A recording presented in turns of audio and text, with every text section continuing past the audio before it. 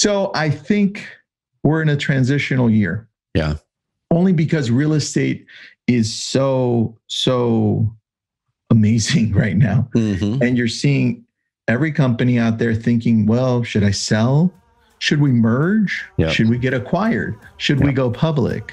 Right? This is that transitional year. So, I'm just excited we finally picked the right profession. I'm like, yes, I'm a real estate agent and I'm happy.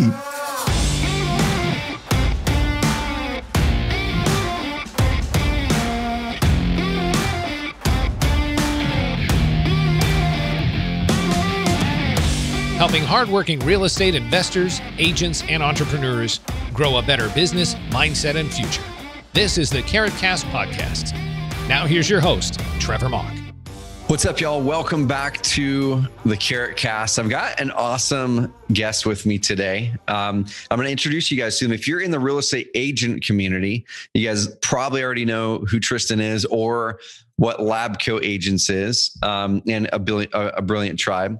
If you're not in the real estate agent community and you're an investor, and you guys, of course, have been hearing me for 3 to 4 years talking about investors should get a license, should become what we call hybrid, and vice versa. Agents should start to invest and serve up those other offers and options for sellers. This can be really, really valuable for you because the largest real estate agent community online, at least that, as far as I know, I haven't seen a better or bigger one. Tristan founded it, runs it. It's an amazing community. We're going to talk about some of the trends that he's seeing in real estate. But one of the things I love the most and why I wanted to get Tristan on here was the way he approaches mindset. And for those of you that listen to the Carrot Cast each and every week, 2 times a week, you know that my favorite episodes, the ones we get the most feedback from, are the mindset episodes, the Trevor Truck Talks, the ones I record on my cell phone on my drive home.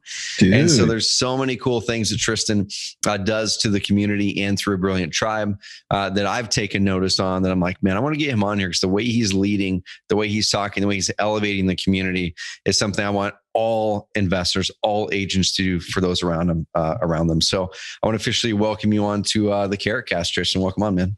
Dude, I love it. I love the name, man. The Carrot Cast. Carrot Cast. Before we start, how'd the name come? Would you like sit in a room, be like, okay, I want a podcast with Carrot. What's up with that? I love the name. Dude, so this rolls off the tongue, first of all, the Carrot Cast. But so once we really dove in and decided to like go all in on the brand Carrot, sort of in 2016, then we bought the domain name carrot.com in 2019. Wow. And we moved everything over. It was just like, we want to own all things Carrot. And so Carrot Cast, we've got the podcast around Carrot. And dude, if you were to Google the word carrot right now, literally just the word, at least as we checked last week, we're ranked number 1 on Google for the word carrot, which is no value to the business, but it's kind of fun. That's the best. Yeah, you're first. That's hilarious and awesome at the same time. Oh man, it brings us a lot of untargeted traffic that messes up our conversion rates, but it's fun. You ever get farmers looking for extra carrots? I don't know what they're looking for, man, but we get traffic for it. That's for sure. I love it, man. I love the site. So I'm going to. Cool. Thanks, bro. Anyway, for sure. I wanted to ask you that question. Thank you. So, man, I want to turn it over to you to introduce yourself first of all, for those who don't know who you are or haven't seen the Labcoat Agents community. You'll let people know a little bit about your background because you're an investor as well. Yeah. And you do some amazing things as an entrepreneur. So, who are you, man? Where do you live? And kind of what do you do in a nutshell? Cool, man. So I am Tristan Ahumada. I'm out of Los Angeles, Ventura County, a real estate agent since 2004. And I am the CEO of Labcoat Agents, the largest online community of real estate agents. It's a media and education company. And I also run a brilliant tribe consulting. So I consult multi-million-dollar companies to help them grow communities and just growth in general online. And I'm also the people editor for Success Magazine, Success Enterprises. So I get to interview some amazing people there. And I also am an investor in real estate. And also we've had the privilege to invest in real estate tech. So through Labcoat Agents, because we have such a large audience, we get a lot of startups coming up and saying, hey, we're coming up and this is what we've got.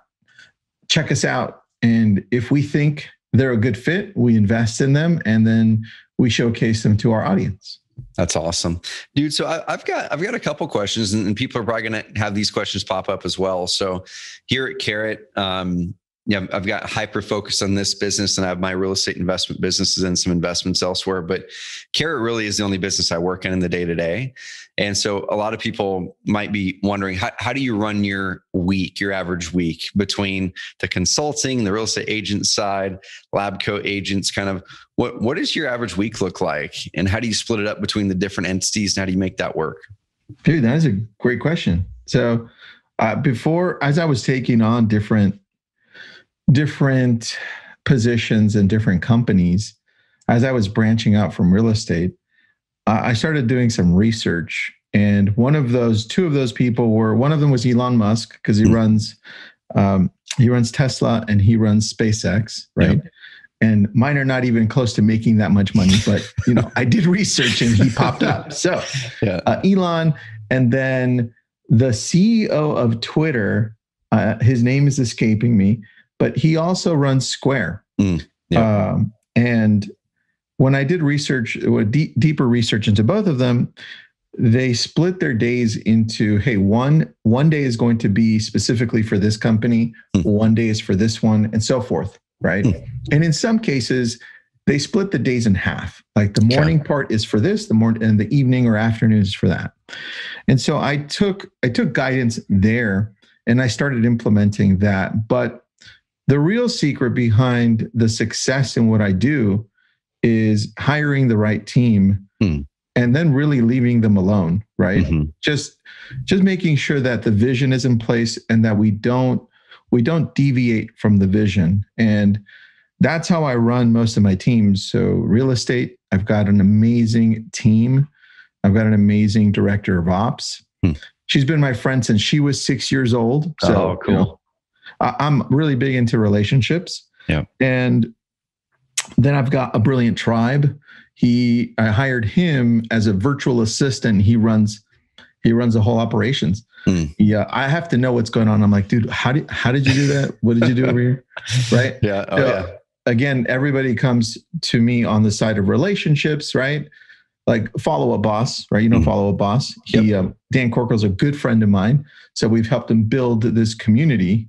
Right. And so I'm in charge of making sure that we have that vision in place. And my back end team, which now is like 8 people, we make sure that YouTube's running right, Instagram's running right, the communities are running right, the message is being delivered.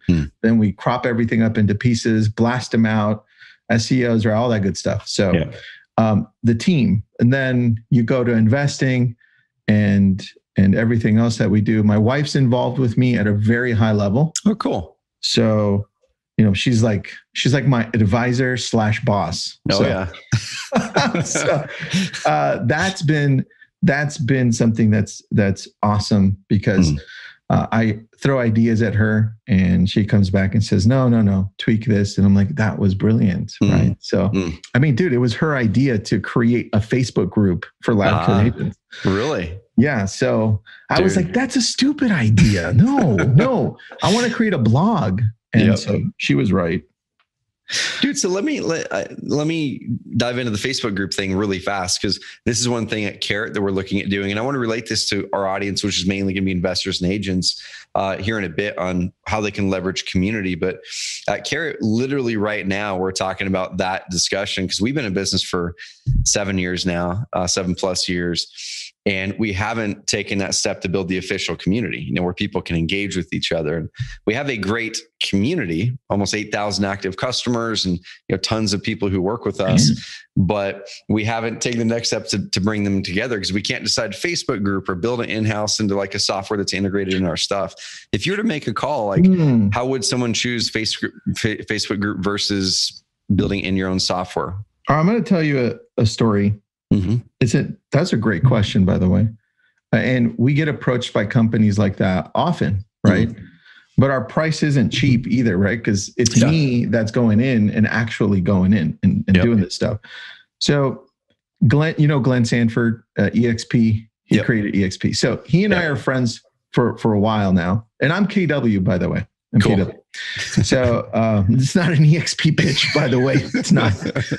So Glenn and I met a while back, and he has a very similar demeanor to me, very kind, open. And so we became friends, and then he bought Success Magazine. Right. I didn't know he bought that. Okay. He bought Success Enterprises while nobody was looking. He's like, I'm going to buy it. I'm like, oh, dude. So as soon as he bought it, obviously I texted him like, dude, that was a freaking brilliant move while nobody's paying attention. Because he's got Verbella, and now he can expose Verbella to businesses. So he's like, hey, man, you've built an amazing community online. Let me pick your brain, right? How can we build the Success Enterprise online, right?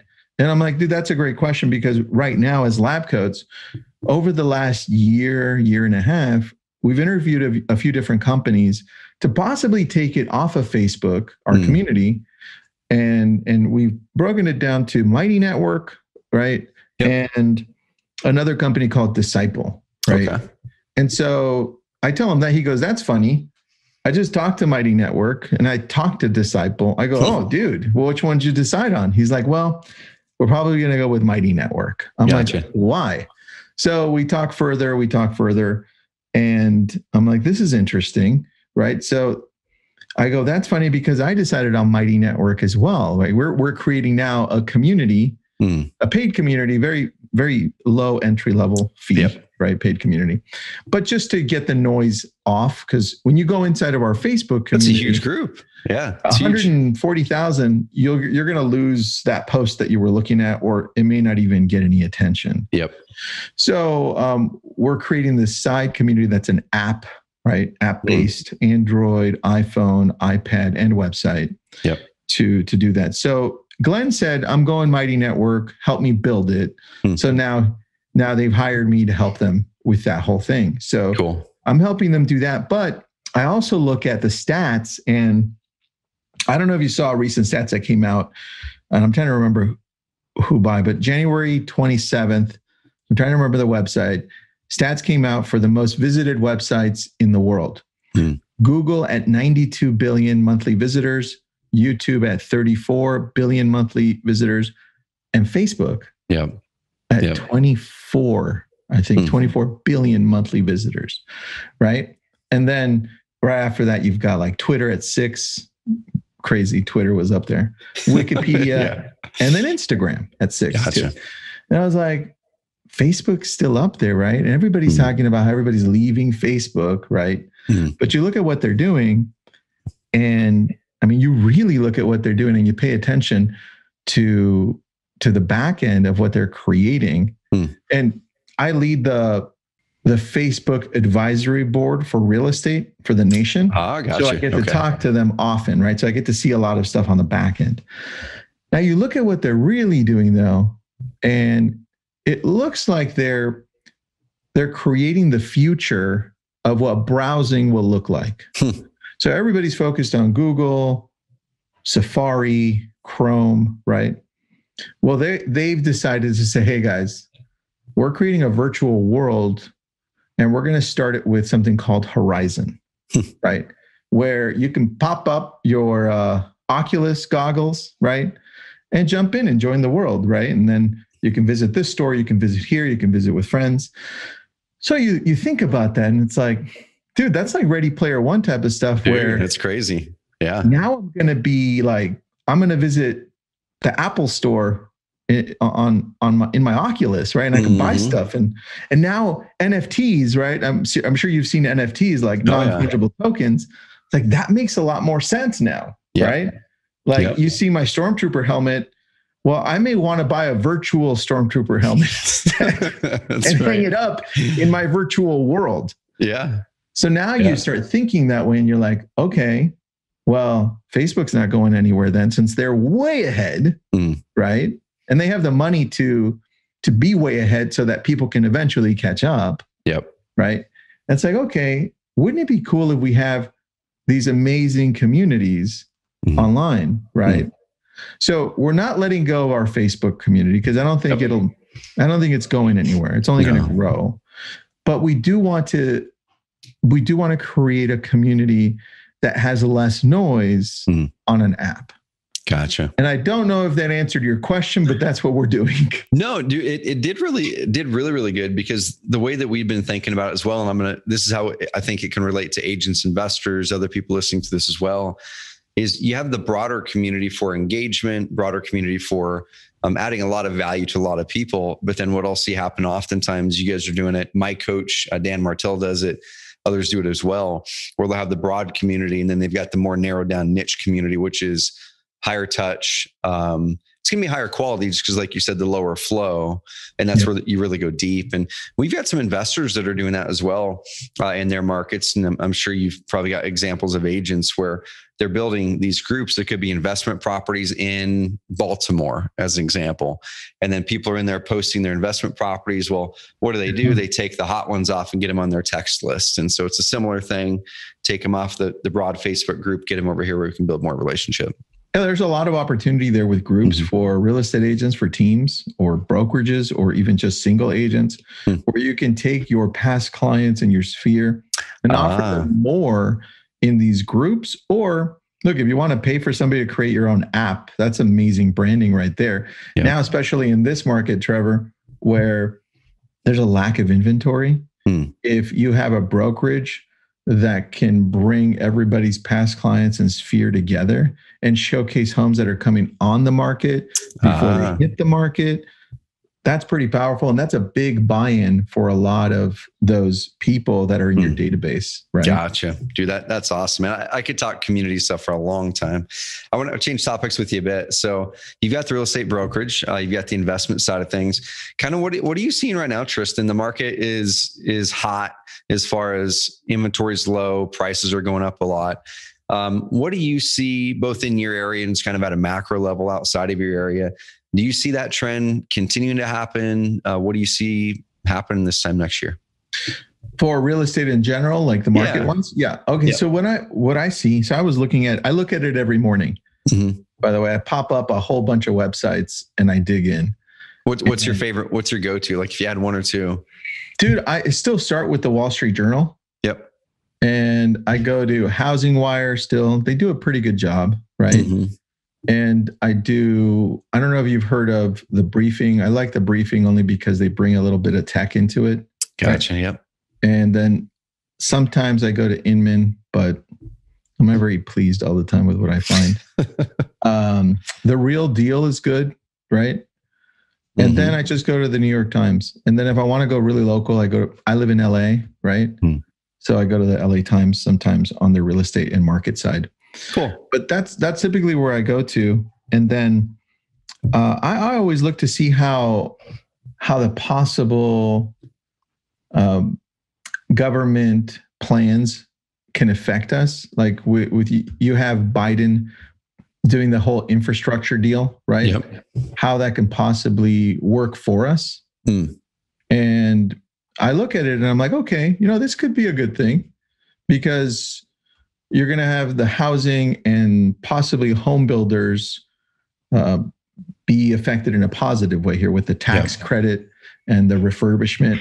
I don't think it can go wrong if we're paying for the infrastructure of areas to be invested in so that our areas can be better, right? So community, in essence, can benefit from this.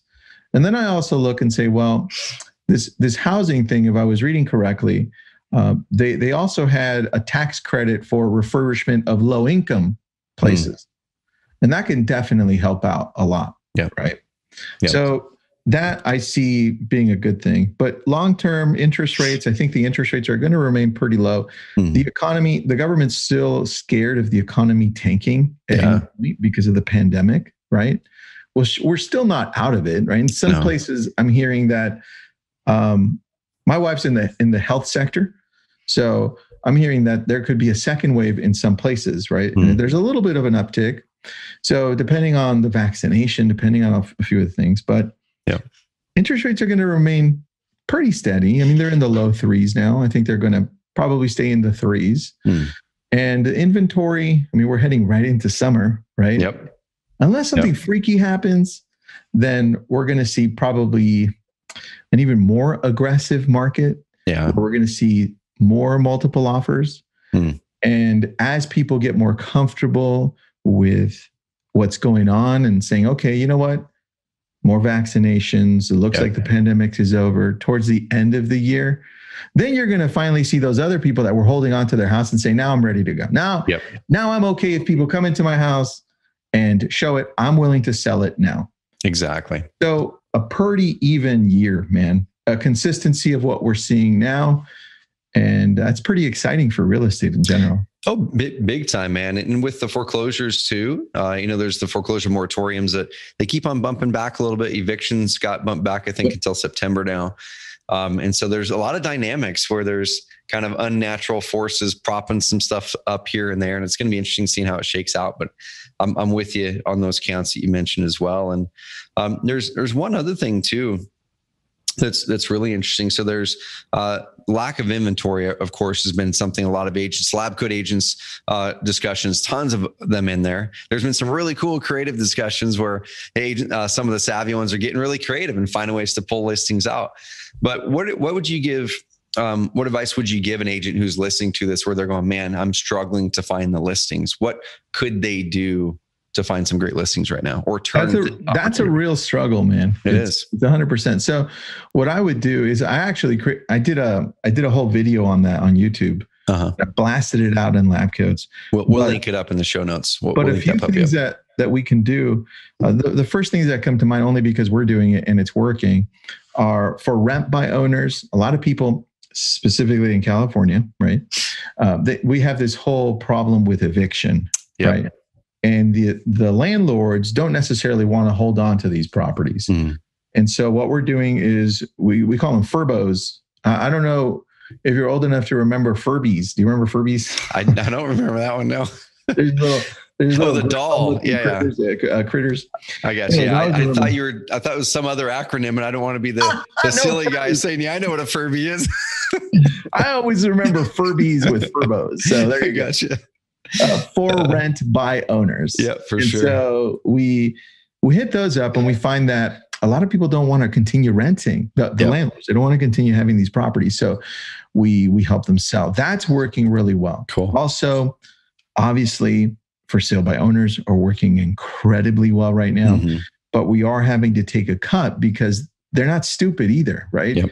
When we call for sale by owners, there are two personality types. So I've been calling them since 2004. Two personality types. Number one is a driver. They think they can do it on their own. They don't need you. Come on. They think you're going to screw them on commission, right? And number two is an analytical, usually engineer type, somebody who's got all the systems down, somebody who's interviewed about 20 real estate agents and taking copious notes and has every contract possible and saying, well, why do I need you? Right. Those are the two you're going to get on for sale by owner. You're never going to get an amiable person going, hey, I'm not sure. Or an expressive who wants to talk your ear off. They're not going to sell their own property. So knowing that, we approach it a little differently. And in some cases with for sale by owners, we do cut our commission, but we know that those are very specific, right? So that's working incredibly well for us, those two primarily. Cool. Expireds, we don't have as many, unfortunately, as everything is sold. But if we go back 2 years, we do see some as well. And look, we're still staying in touch with our old clients, our past clients, in our sphere. We do incredibly well with those. And it's just about staying in touch with them through retargeting, remarketing, and also our email newsletter. Perfect. And so you mentioned something a little bit ago, Tristan, where you mentioned that there's some sellers kind of holding on the sidelines because of COVID and other factors that haven't sold. This was beginning of COVID last year. We have our data set. It's a little over 10,000 websites in the real estate space, about 8,000 clients. Most of them are investors, but over 1,000 are what we call hybrids. It's the investor agent. And then we have over 500 that are just purely agents, and that segment's growing now. Nice. And so we look at the data, and one of the data points that we saw early on in our Google Analytics that tracks all of the traffic, where all the traffic came from, the sources, conversion rates on everything by page, we saw the traffic decrease by about 20% as soon as shutdowns hit, which makes sense because people were trying to figure out what's what. This was in March of 2020. And then what happened was conversion rates, though, took a dip by 30% on websites. And then traffic picked up about 2.5 to 3 weeks later after that initial kind of lull happened. And people are like, okay, the initial shock is over. We're kind of getting back to some sort of semblance of real life. But conversion rates didn't really pick back up until about September, October of last year, but they're still not up to pre-COVID numbers yet. And so when we've been analyzing the data and showing the audience, it's exactly what you said. It's like, guys, there's still just as many, if not more, people hitting your websites today as there were pre-COVID. But with that lull in conversion rate, some of those are just not ready to reach out. They're not ready to move. That's why it's so important to create good content that builds trust and authority so they come back to you when they're ready, and retarget well and all those things. We've been thinking about that a lot, man. Mm-hmm. And we're mixing that thought with the knowledge that, so there was a survey done by Realtor.com recently. I'm trying to remember. It was, you know what? I have it tabbed here, but I think I remember. It was, here it is. Then the American dream is the number one reason why millennials want to buy a home. Right. And this is a survey done. I'll put it in the chat so you can see it. You can read it. You can share it. Not having enough money for a down payment is holding 44% of first timers back. Wow. That's a ton, man. Huge. And nearly 2/3 of millennials and 45% of Gen Z say a desire to be a homeowner is the main reason they're buying a home. So you mix that with some fear, right? Yep.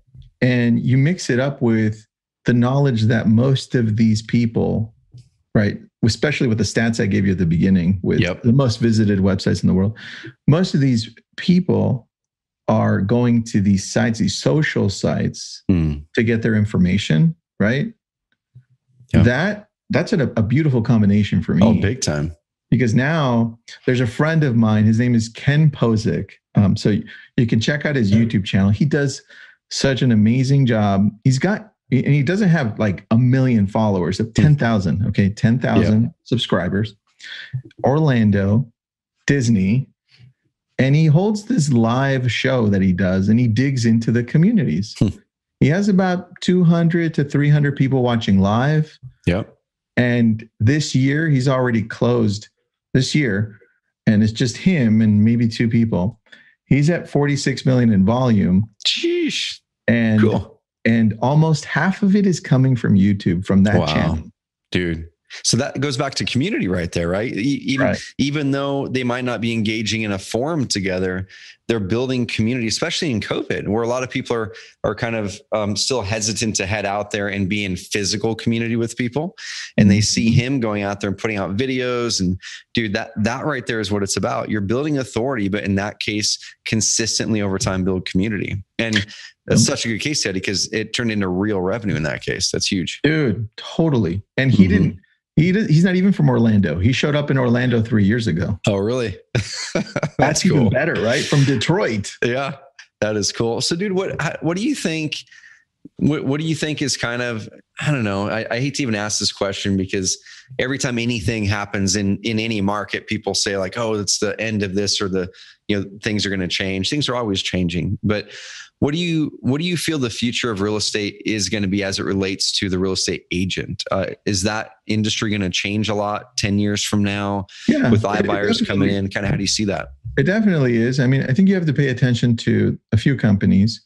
Obviously, Zillow, Redfin, and possibly CoStar. Yep. Right.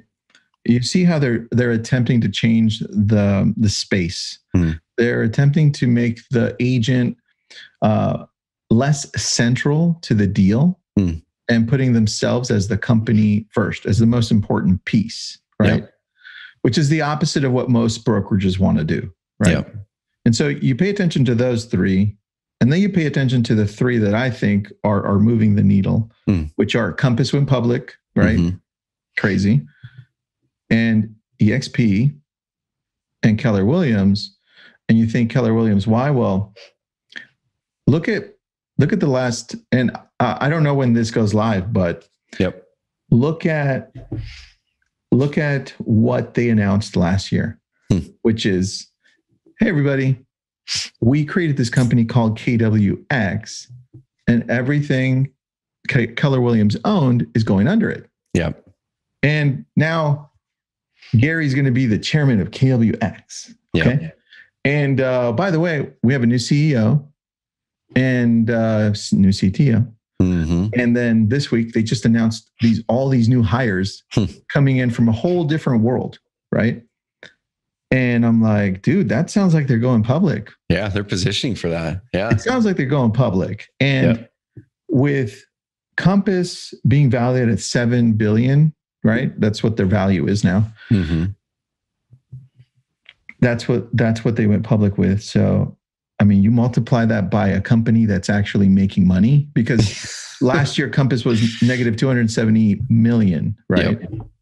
Keller Williams wasn't. And I like all three, Compass, EXP, and KW. Yep. But damn, dude, they get valued in the multi-billions. Dude. What do they buy? That's my question. Yep. What do they buy, and how does that change the industry, knowing that somebody like Gary Keller doesn't play around, right? Yep. And that to me is exciting, because now we have the Zillows versus the public companies that have money to play with, because Compass is getting more money, right? What are they going to do with it? So that to me, it's exciting, because if a company on our side that wants to keep the agent as a central piece comes in and buys a Zillow, a Realtor.com, a somebody, because they have multi-billions to play with. I gotcha. I know where you're going now. Right? Okay. Yeah. Dude, what does that do for us? That gives us an advantage dramatically. Yep. Now makes us way more significant. Right? Because right now Zillow says they're just an agent. We can take their money. Come on. Right? And the Redfin's the same way, and CoStar and all these other companies. So I think we're in a transitional year. Yeah.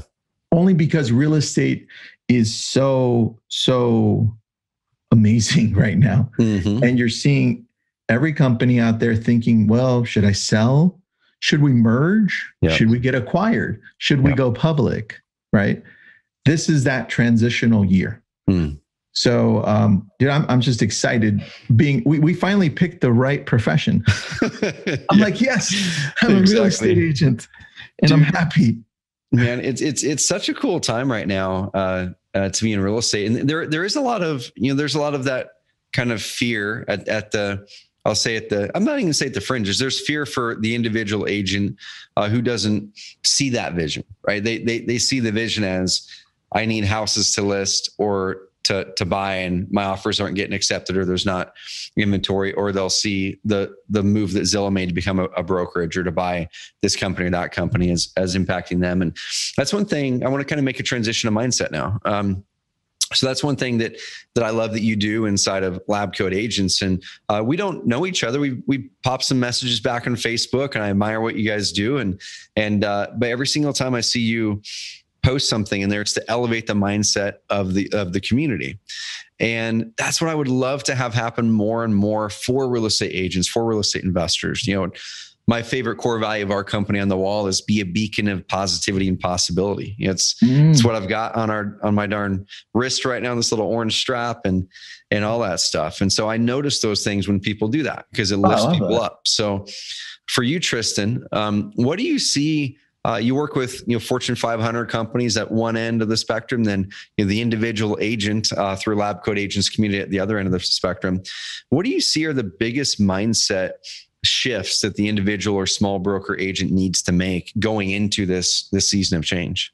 Dude, that's a great question. I think when I'll tell you a story, and we'll see where it goes. Cool. Let's do it. So COVID hits. For me, it was March 13th when it was some sports industry that canceled. And I'm like, oh crap. I think it was the NBA or baseball. They're like, we're canceled. I'm like, oh crap, this is real. Yeah. I was like, damn. And the first thing I thought of was, okay, who on my phone should I text to call and talk to for 5 minutes? So I texted every CEO and best-selling author I know. Yep. And they all said, yeah, call me. So I'm there talking to everybody 5 minutes. And one person that stood out was Michael Gerber from eMyth Revisited. Yep. Mm-hmm. So he said, call me. So I called him, and after our 20-minute conversation, he said, Tristan, what makes you think that you knew what was going to happen tomorrow in the first place? I'm like, I don't know. That's a great question. Great question. Yeah. Great question. He's like, you've always been living in uncertainty. There's no difference now. Mm-hmm. He goes, you just have to come to grips with that first. Yeah.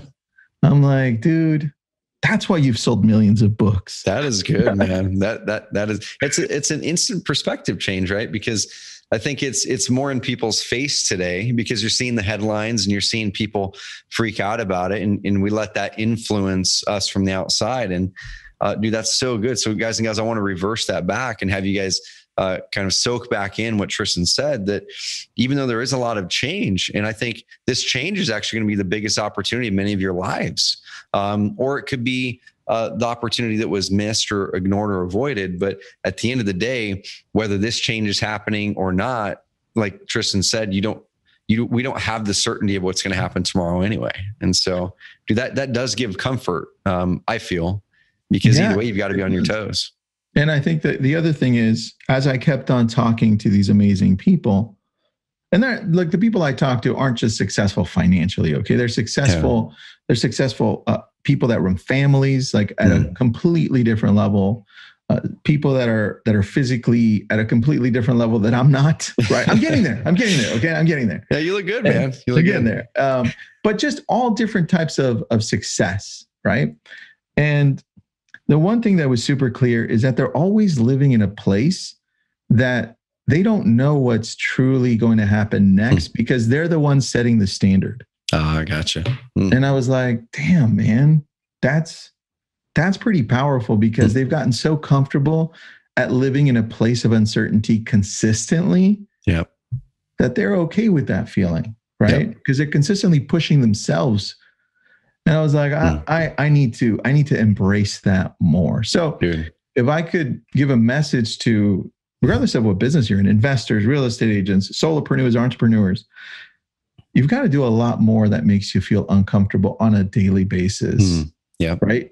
And so I've pushed myself a lot during this last year. Yep. And I'm doing things that are uncomfortable all the time now. And sometimes I still feel uncomfortable. I'm like, damn, I don't know if I want to do this. And I do it anyway. Right. Dude, so give me an example or two of that. What have you done this past year that's uncomfortable that maybe you wouldn't have done 2 years ago? Oh, the first thing that came to mind was taking that partnership with Success Magazine. Yep. Because I didn't know what it entailed, right? I've never done much outside of this world that I'm in. And so that was interesting, because now they're saying, well, dude, you've got to interview people like TD Jakes. He's got millions of followers, a preacher, bishop. And I'm like, okay. And it's like Jack Canfield, Chicken Soup for the Soul. Okay. Yep. And they're lining up Jocko Willing. And I'm like, okay, Tim Ferriss, Simon Sinek. Yeah. And I'm like, dude, these are people that I read, right? Yep. Like, what the hell am I going to talk to them about? Right. And then they want me to like have monologues where I'm going to be talking about brilliant thoughts, right? And mind. And I'm like, that's all uncomfortable for me, because I don't like it's uncomfortable. And so that's been super different. And then just diving deeper into the leadership role, because I think a lot of people that I talk to feel like, well, why should I be leading you if I'm not even doing amazing things, right? Gotcha. And that's how I feel in a lot of cases. Like, well, I don't have the experience to do that. Why am I leading you? And so I think once we come to grips with the idea that we all have a ton of faults, none of us are even close to being perfect, but that we can learn from each other. That's what made me feel comfortable. Like, okay, I may be leading you here, but I'm also learning along the way from you. Gotcha. I love it. And that made me feel a lot more comfortable. Still uncomfortable. Yeah. And then working out at a whole different level. Cool. That's like when I realized that I suck at a lot of things, it's uncomfortable, man. I'm like, I look at my last 2 months and I'm like, man, I wasn't eating right. I just wasted 2 months of working out super hard, and I sucked at eating. And it's hard. It's hard because you reflect back and you have to be real with yourself. You're like, what am I doing wasting my time not doing this if I'm doing this over here? Yeah. And that can apply to everything that you do. Right? Dude, I want to double down on that right now because I think this is a great theme for everyone to listen to. And there's some parallels that I've seen in my life this past year as well. So when COVID hit, there was the initial kind of I wouldn't say shock, but it's like, oh shoot, we've got to treat this seriously now. And so during times of drastic change, people are looking for leadership. They're looking for your leadership on Labcoat agents, and they appreciate those posts. And you can tell it in the threads. If you guys are not a part of an amazing community, if you want to be part of a better community, go to Facebook and find Labcoat agents and join it. And then tag every single one of Tristans, follow him on there, and then his stuff is really positive. And so we had to do the same thing here at Carrot, where we're like, all right, we're gonna have a weekly status meeting so everyone in the company knows exactly what's happening. What is our profit? What is the revenue? What happened with our churn? And we would have those discussions and talk about cash reserves in the bank and all that to make everyone feel really comfortable. And everyone appreciated it. And then same thing in our market. We said we need to get out to the market more than we ever have, so we can lead with positivity and lead with elevating people in the market. And that's what you guys are doing. And so if you guys are an investor or an agent and you see this, these changes happening, it's your opportunity, y'all. Like, it's your opportunity to step out there and be a leading voice. Then the next thing that Tristan mentioned was working out. Dude, exact same thing happened. As soon as this was happening for me, I'm like, man, I need the energy and brain space to be able to lead well. And so I shocked myself out of my own, 2 or 3 day a week where I'd miss half my workouts oftentimes. And you're like, it's okay. Yeah, I did. And then my coach called me on it, man. He goes, Trevor, you need to get working out every day. And I'm sure he didn't say it that nicely. No, he didn't say it that nicely. Yeah, he did. He didn't. He's like, I had a podcast on this, but he said, what's the farthest you've ever ran before? I said, oh, probably 5 miles. I'm a baseball player, dude, like 90 feet, 100, 180 feet at a time or whatever. And I said, it's like 5 miles. He goes, that's not too far from a half marathon. And in my mind, I'm going, that's a long way from a half marathon. But I did it, made the commitment and did it. Just wrapped up 75 hard a week ago. Ooh. And going into phase 1 now. And I can tell you, everyone who's listening to this, the physical part of it, and you can tell with Tristan as well, the physical part of it is manifesting in his leadership. It's manifesting in his energy to be able to do those things he's taken on this past year. Dude, right on, bro. Like when I started this, the beginning of COVID, I was sitting through webinars and my goal was, okay, let's quadruple down on everything we're doing online to be there for everybody because their mindset is sucky right now. Dude. And I wasn't making it through the half day. I'm like, oh, my back hurts. What the hell's going on? Right? Yeah. And my mind, it's like, dude, doing 5 webinars in a row is no joke. You've got to be present. And so I realized that super quick. And I was like, oh, I need to be at a different level. And so now I can go through like 9 hours of pure podcast and webinars. We're all good. Does that give you energy? Do you get energy from podcasts and webinars, or is that an energy drain for you? It was before. Yeah. Okay. And depending on which one it is and what the topic is, I can get pretty pumped for it. Cool. Good. Well, dude, a couple more questions. I don't want to hold you too long. Respect your time. And so we just gotten done talking about how you've taken on more this past year. You've got a family. You've been married for almost 20 years. How do you kind of balance that time and make sure your wife works with you? So that's one thing. But how do you make sure your relationship strengthens during this time, and your marriage gets stronger while you have all these business interests too? The one thing I do my best with is to make sure that I have great communication with my family. So wife, my kids, and my son's 10, my daughter's 14, and I've been married for 24 years. So we met in college. So everybody's like, oh, you're too young. And we probably were, but whatever. Yeah. And dude, I got to tell you, on that side, on the family side, there's a couple of things that have helped with that. One, I've taken full responsibility of anything going wrong falls on me, right? Yeah. And I don't care if other people from the outside would see it differently. If there's a problem, let me fix it. Let me fix me first. Yeah. Right. And the moment that I started doing that, everything started turning around. Right. Like, I didn't see other people being the problem. Yeah. Right. If my son is doing something that's not good, guess whose fault it is? It's mine. Yeah. There's something I'm doing throughout the day, throughout the week, that is setting a bad example, or I'm not putting enough time into developing my son to become a better version of himself daily. That's good.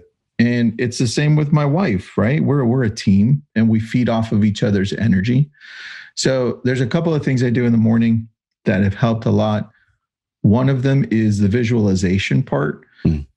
So the visualization, I've tried different ways of visualizing throughout the years.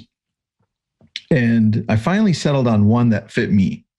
And that was going through three things in my mind. And that's going through the self, family, and then business. So when I think of self, you can close your eyes, you can write it out, whatever you want. But when I think of the self, I think of spiritual, physical, mental, emotional, right? Yep. And I go through those, I cycle through them in the morning, and I'm like, well, how am I doing mentally? Right? What could I be? Did something surface to the top when I bring that up? Right? And I go through the same thing with emotional, physical. That's how I identify I sucked at eating, with physical. I'm like, gotcha. Okay, yeah. You know what? Yeah. It's like, Yep. Dude, what you're doing wrong. You just have to give yourself time to think about it, right? Yeah. This is the subconscious coming up. So I do the same thing with family. And for me, I start with my spouse, my wife. And I go, how am I doing with my wife? I'm like, I could probably be spending more time with her. And then I think, let's say I identify the wife as a possible issue in my head, right? And I'm like, okay, where do I want to be 6 months from now with my relationship with my wife? And then I go, well, I'd like to definitely be closer, talking more, engaging on certain topics more. What do I need to do today to make that happen? Right. So I let that surface to the top. I write that out. And that's how I came up with something simple with my wife. I'm like, I appreciate her a lot, but I don't tell her and I don't write it out. So I got this journal, this red journal. And every day I write down, this sounds corny as hell, but I write down, I love this about my wife. It could be an emotional thing, mental thing, a physical thing. Right. And that just puts that in front of me, because now I'm looking at her in a different way, with gratitude, with love, right? That's good. So that's what I do in the morning. And then I go to the business and I go, okay, what in my business does it feel like I'm not doing? And then it surfaces to the top. You just have to have your mind quiet to think. And it's creating that time to think. And I think, especially in today's world with Facebook and podcasts and driving and everything else, telephones, it's easy to not have that time to think. And so I want to finish it with that, y'all. Is we had a chance to dive into so many different topics here, and it was a fun conversation, Tristan. And I know people got a lot of value out of it. One of the big takeaways I want you guys to take is, we talked some good tactical stuff in here, strategic stuff, mindset stuff, but take some time to think. And I want to challenge every single person, that last 5 minutes of the podcast, I want you guys to do that. I want you guys to do that tomorrow morning for your life and for your business, and DM me and DM Tristan. Go find him on Instagram, and then go find him on Facebook as well. TRISTAN AHUMADA.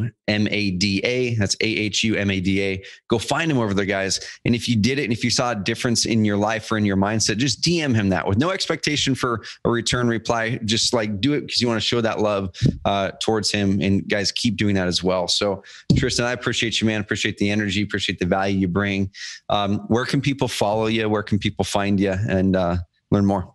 Dude, Instagram, Facebook, just my name, Tristan Ahumada, and YouTube. If you want to see some of the stuff that I talk about in general for leadership and real estate, YouTube's probably the easiest because it's just me. There's no noise. Instagram has some, and then obviously Facebook. Perfect. We'll link all those up, guys. And Tristan, like I said, man, appreciate you big time.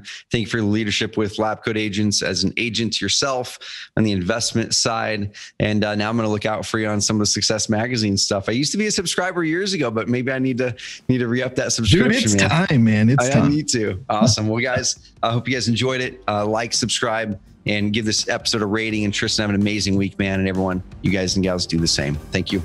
Thanks.